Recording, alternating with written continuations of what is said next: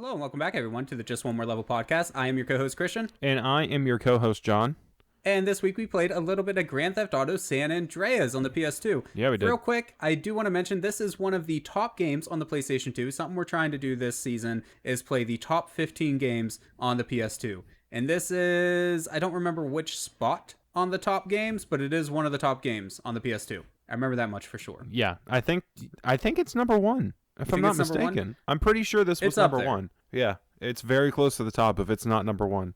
Classic game. Classic. Yeah, Right. I mean, it's GTA. I'm pretty sure pretty much everybody at this point knows what GTA is. At least, like, I'm fairly certain. But if you don't, GTA is a giant open world sandbox game, essentially, right? Where usually you play someone related to crime in some way, and you are just living the life of that person, doing missions as you explore this world, whether it's killing people or stealing cars or whatever ridiculous scenario you can really think of. And that's, if there's one word to sum up GTA as a whole, it's ridiculous. Like Ridiculous. that's it is. Yeah. So yeah, it is. It's pretty outrageous.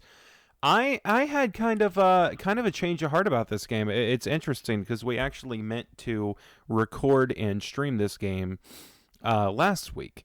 When for those of you that are on stream that are listening right now, in the future releasing, that they're in release order, but we meant to stream this game last week, but I wasn't able to play enough of it. And my original first impression was not that favorable. I didn't dislike it in any way, but I didn't think that it was as entertaining for me as GTA 3 and Vice City were, and especially not GTA 5. Okay. GTA 5 is in a whole other category, but yeah, this was kind of a different experience for me. I wasn't really into it originally, but after having played it as much as I have as of right now, I'm very into it. I'm insanely into it. I'm probably going to play it tonight after we're done streaming, and I'm in love. I think that it has a lot going for it. It's such a big step up in as far as the PS2 Grand Theft Autos goes. This has got to be the culmination of all of the things that they learned how to do on the PlayStation 2 for a Grand Theft Auto game, and the culmination of just kind of this era of culture. Like there was a lot going on in this game. Playing this game reminds me so much of like the 90s and the early 2000s. You know what I mean? It's just, I don't know. There's something that feels nostalgic about it for me, even though I didn't personally own a PlayStation 2 or play this all the time when I was a kid, but my friends definitely did. Anytime I was over at someone's house and they had a PS2, if they weren't playing some kind of 3D platformer like Ratchet and Clank or Jak and Daxter or Sly Cooper, they were playing GTA, San Andreas. That's what was on the TV. That's what was for dinner, right? Every night. yes. Yeah, So, and I agree that, it is, in my opinion, the best GTA game on the PlayStation 2. But if we want to get into a little bit of specifics of why, like what makes it different, obviously the setting's different. And that's true for every Grand Theft Auto game, right? You're playing different characters with different backgrounds and different areas and things like that. So, like, there is that whole aspect. But for me, it's all of the extra things they added to San Andreas that weren't into the other ones. Like being able to level up your fitness, your stamina, your sex appeal, your reputation for the gang that you're a part of, like all these things. Right. I like those role-playing elements. I'm a huge fan of role-playing games. I like stats. I like watching numbers and bars go up. So I really appreciate that being in here, and the fact that it makes a difference in the gameplay, right? Yeah. Whenever you get more stamina, you're able to ride your bike longer. Whenever your sex appeal is higher, you'll get different interactions with people, etc. Yeah. I really like that stuff. And I deeply wish they would have put these things in more GTA games. I don't know why they didn't. Like, yeah. It's in GTA 5, which takes place in a similar setting, same location in the world, Los Santos. Yeah, same general larger location, larger section not the same of this. Yeah. And then Not the same setting city. itself is different, though, because GTA 5 you're playing 3 different characters. Obviously, Right, that's exactly. a very unique experience. So different. That we, different covered affiliations. briefly. I don't believe actually, from the little bit that I played of GTA 5, I don't believe that the characters are gang members. I think they're just kind of like, I don't know. They're not criminals. They're right. Well, I mean, every GTA character is a right. criminal Yeah, in one way or another. they're criminals. Yeah. But from what I've seen so far, they're not like Like, these guys in San Andreas are gangbangers. Like, self-identified gang members, yeah. Yes, like self-identified whereas gang members. the three main characters, I mean, the three main characters of GTA 5, you have like the crazy dude, the quote-unquote like white-collar criminal, you know, bank robber and shit like that, and then you have the lower level like jacking cars sort of criminal, and like those are your three characters there. In this game, you're playing again a self-identified gang member. He left town for one reason or another, but his mom got killed, right? Yes, his mom in gets like a killed. drive-by or something like that, and so he came back to kind of exact revenge. And in doing so, he got wrapped up in all this gang culture and everything that he had escaped from. And and then I mean, other than that though, it's a GTA game just with stats. Right. I don't exactly. I mean, it's a really good GTA game. Oh yeah, I love it. I love it so much. Me too. But I don't know what more is there really to say about GTA other than that, though. Right? Well, like obviously we're gonna banter. We're gonna keep this episode going longer than sure. 5 minutes or whatever we've been recording. Yeah. But like, yeah. So it's like I think a lot of this game kind of informs GTA 5 for me, because I played GTA 5 having only ever played GTA 3 and Vice City. For anyone that doesn't San Andreas, know, honestly, I just missed it. I don't know what it was. San Andreas was huge. Well, the PS2 too. The thing is, like, I was exposed to San Andreas, but I didn't personally play any of the GTA games until I was an adult. So I got a PS2 when I was an adult, and I bought them from Walmart. They actually had the 3-pack, and this was not. I'm not that old. This was not years and years and years ago. This was like maybe 3 years ago. Relatively recently, maybe 4 or 5 GTA. Yeah, it was like at Walmart, sitting there with the PS3 and 4 games, was a completely unopened packaged box of Grand Theft Auto the trilogy for the PlayStation 2 for sale at and it Walmart. was something stupid cheap, wasn't it? Like it was $20 or something like that. $20. Yeah, it was $20 for all 3 games. Yeah, still in the plastic. All 3 of them were individually wrapped inside of that box, and all 3 of them were the original editions of the game. Not the greatest hits edition, not some kind of like poor repackaged for the box set edition. They had the big maps on the inside of them, everything. Right. I actually think, like, bringing that up, I think that's a pretty interesting little connection there, too. The fact that right now, as we speak, you can buy this trilogy on shelves again for the new consoles. Yeah. And I don't know how much like you've seen of those or anything like that. But those remasters are actually a little bit iffy, to say the least. Like, they look better in some sense, but they look a lot worse in others. Yeah. So in my personal opinion, man, I don't think there's really any reason to pick up those versions instead of these ones. Now, if to you be have completely clear though, I haven't played the new ones, so they could be better than what I've been led to believe on YouTube. But yeah, as John was saying, if you have the means to play these games on the PS2, I personally think you might as well just play them on the PS2 instead of the remasters, because they hold up to this day. You know, the frame rate is reasonable most of the time. They look fine, in my opinion. They're not, going to blow you out of the water with how they look, but they look good enough, and they don't have a lot of the issues that the remaster copies have. Yep. It's really interesting. But I am thankful that they did put out remasters. I really was hoping for a remake, not a remaster. But I suppose to be fair, if we're talking about Grand Theft Auto San Andreas in the modern age, we're talking about Grand Theft Auto 5, right? Because it's almost the same setting. It has a lot of the favorite elements from all 3 of the PS2 games. It has like a Liberty City crime family, right, from GTA 3 and 4. Take place in Liberty City with more of a mafia-themed crime family. It has the San Andreas stuff, right, with like the gang violence and like the lower end criminals.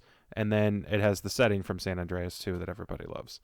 So it had a lot of the favorite elements from all of the games up until that point, it seems, and it brought some of the favorite features from San Andreas back, like being able to level up your character.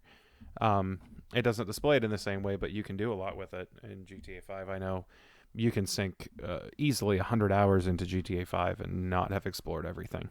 So I honestly, like, we're going on a lot about GTA 5, but from my time playing GTA 5, I don't honestly remember the leveling up stuff. I've been told it's there, and I have no reason not to believe that it is there, but I honestly don't remember it at all. Yeah, I remember like the tutorial bit that it told you Like, I remember being told that it was there, but I didn't experiment with it like I did in this game.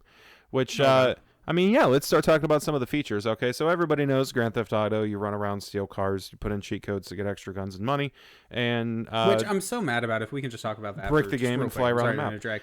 But the fact that they got rid of the cheat codes in the newer ones, like, yeah, they're still kind of there, but not to the same level. At least in GTA 4, did they have cheats in GTA 5? I don't know. By the time GTA 5 came out, I remember having this discussion when we did that episode as well. Yeah. By the time GTA 5 comes out, we have mods, right? So right, but not for consoles. But so like console players can't just load up a mod and do whatever the hell they want though. So I'm a huge fan of cheat codes in games in general. Same. I love what Ratchet and Clank did, where you can unlock cheats as you play through the game, and I wish more games would have either just that's what cheats or do that sort of thing. That's what the Lego games do, and I think it works really well for them. Yeah. You exactly. Collect currency to purchase cheat codes. I think that's really cool. So, but anyway, what were we talking about? Bringing on back GTA 5 cheat codes. So yeah, cheat codes in the remastered versions of these games are a thing, and they are the same button combinations as the original game. Right. I think that's really. Cool. I didn't know that off the top of my head, but that's really cool. Because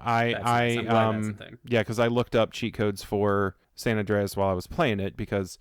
We'll just come out and say it, guys. Come on, unless you're really, really into perfecting the game and getting the full Grand Theft Auto experience, you use cheat codes. At least on these PS2 games. Come on, you got to get the weapons cheat code. You got to get that rocket launcher, right? You got to get the jetpack. You got to fly around the city.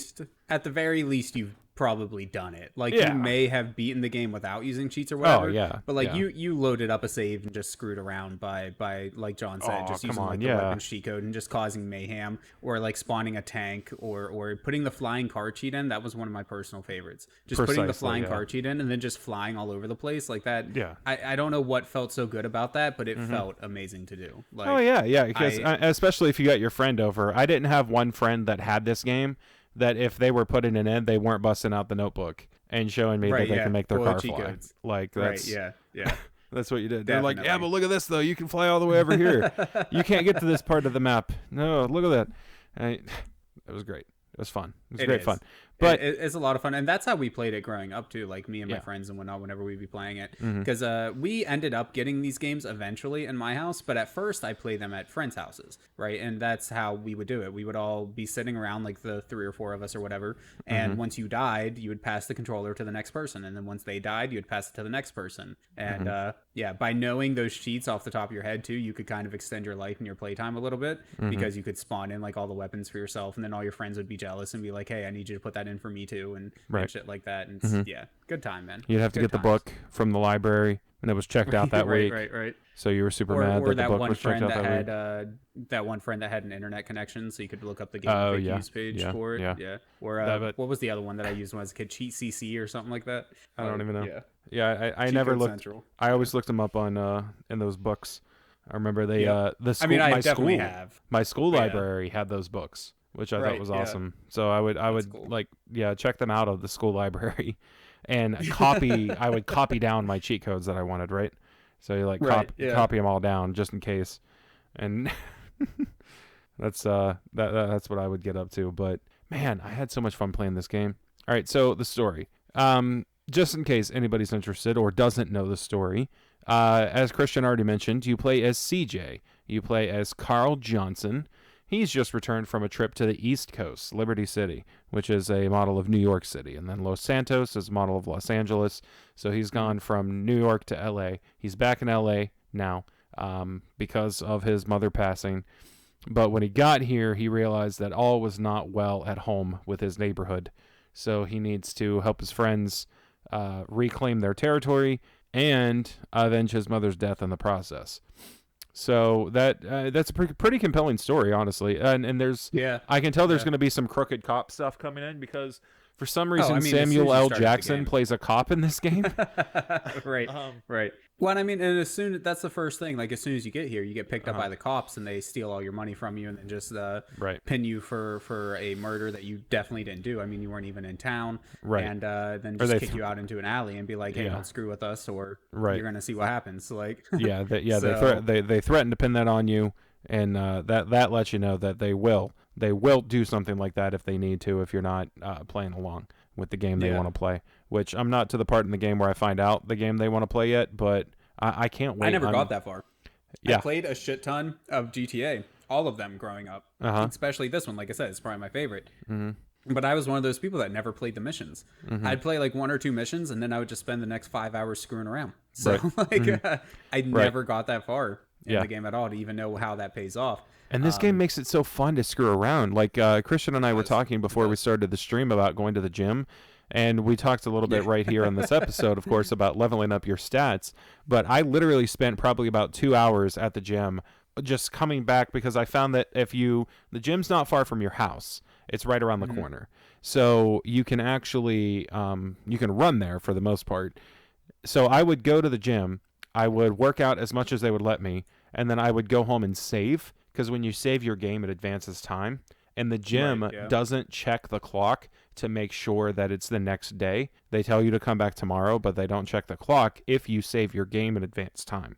So I would work out at the gym, and only like 2 hours on the clock would pass. I'd go home and advance time 5 hours, and then go back to the gym, and they would let me work out. Just work out some more. So within an hour and a half to 2 hours, I was able to max out my character's muscle and stamina and completely get rid of my fat. So I remember doing the opposite at points when I was younger. Like just because I'd be running around and then I'd get shot a bunch of times, so I'd go to whatever the closest fast food joint is, eat the largest meal they had to fill up my my health bar, and then go back out, almost die again, and then just do that over and over again until I almost had the fat bar maxed out. And like it actually does change the character model. Like as you get skinnier or fatter or get more bulky, like build up your strength or whatever, you actually do like see that on your character, which is just another little touch that I really liked in this game that you don't see in the other GTA games. Like what you do has an effect on your character, which is really cool. This was definitely advanced for PS2. Sometimes I can't believe it. Like, I'm driving through the city, I'm not loading. I mean, GTA is famous for its load times, for its missions, which I'm kind of confused by, honestly, because you can just go. You can drive anywhere in the city that's accessible to you at that point in the game, because more of it unlocks as you go. But you can drive anywhere that is currently available to you with no load times. It just renders in. It's just there. And this game isn't that bad. Like GTA 5, it was really bad with its load times, like really bad at points. But like this game actually isn't that bad, right? No, there's definitely some load times, but it's a lot better than some other PS2 games that weren't nearly the same size. Like so, hats off to them in that aspect.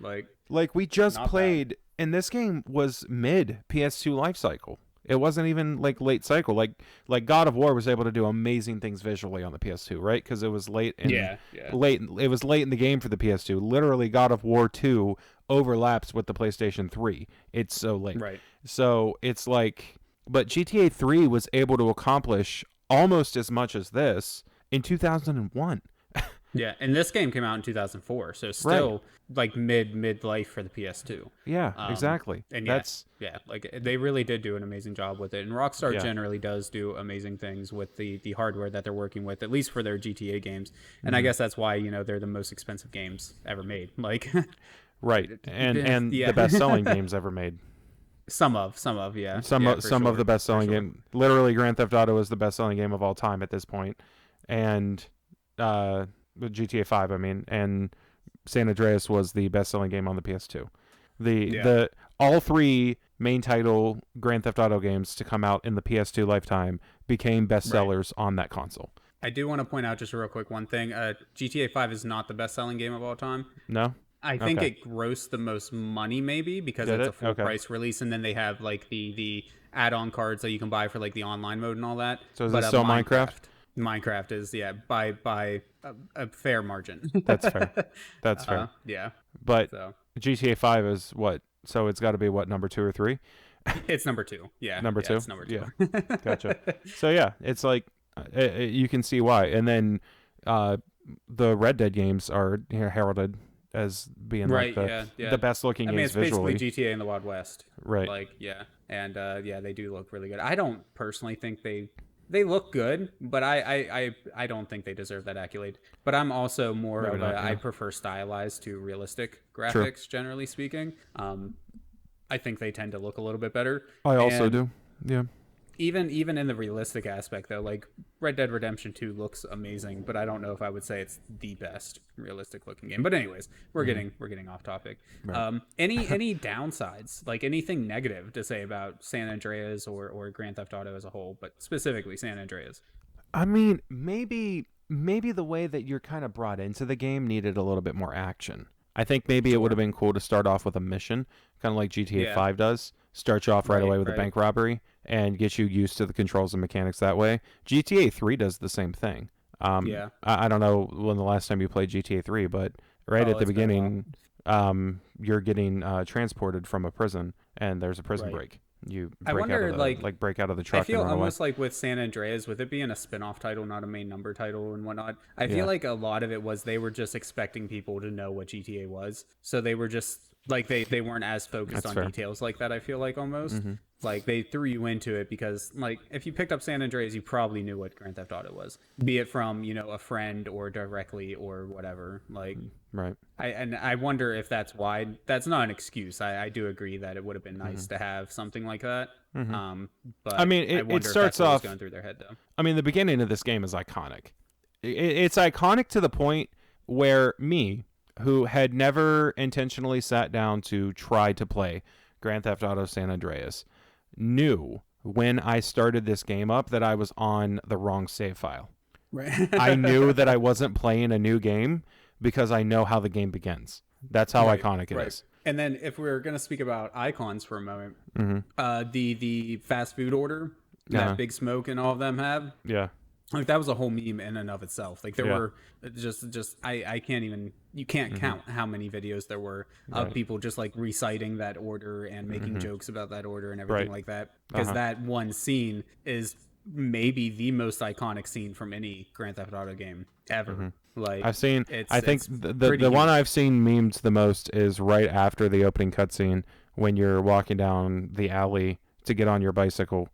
And CJ says, "Here we go again. Here we go again. Here we go again." But I mean, and again, though, both of those scenes are from this game. Like, so like that. And just, from again, within the show, first like, maybe 10 minutes of playtime.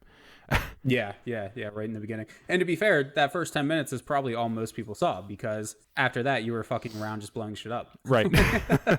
Yeah. So. Yeah. That's pretty much it.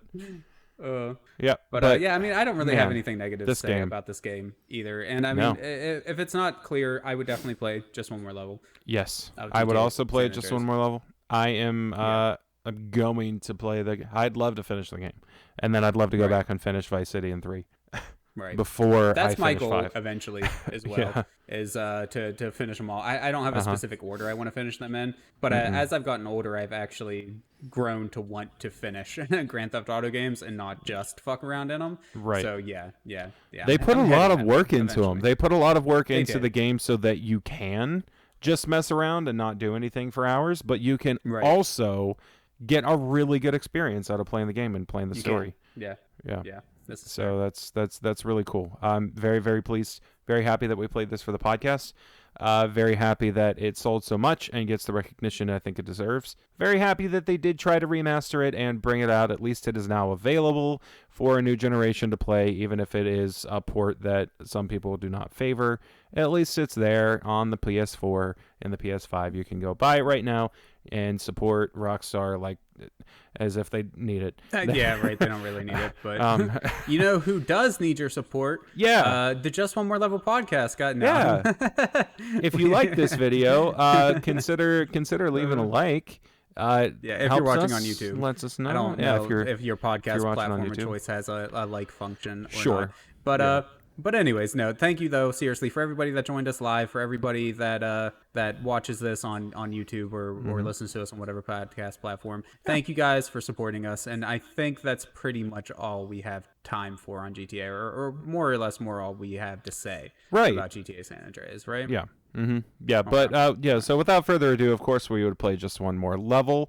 A little bit of shameless self-promotion here. Yeah, if you enjoyed the video, like I said, leave a like. Consider subscribing to the podcast on YouTube here. If you're listening to us on YouTube or on your podcast provider of choice, consider sharing it around, letting people know about us. We'd love to grow this little community. But In the meantime, thank you, everybody, so much for watching. You don't have to, but you do, and we appreciate it. So thank you, and see y'all next time. Bye-bye, guys. Bye-bye.